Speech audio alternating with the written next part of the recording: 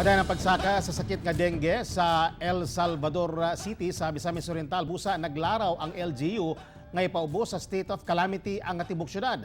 Si Clyde Macascas alang sa dugang detalye.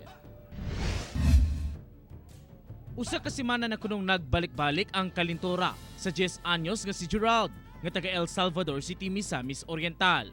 Busa sa kabalaka nga basin dengue, gipa-examine kini sa iyang inahan sa City Health Center. Ako lang ipatanaw kay basin gidenggi.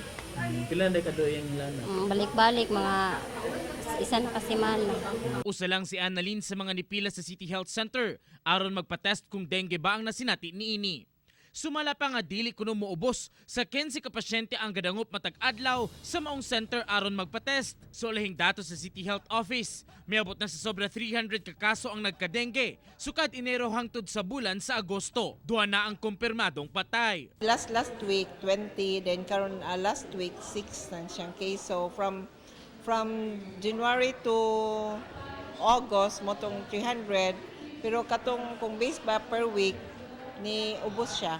Plano karon sa syudad nga magdeklara og state of calamity tungod sa dengue. I-convene na namo ang CDRMC kanang sa amo ang disaster og sa atong City Development Council uban sa mga barangay captains.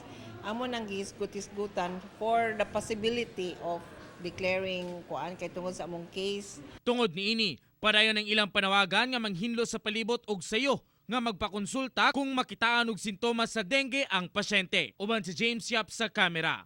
Ako, si Clyde Macascas para sa One Mindanao.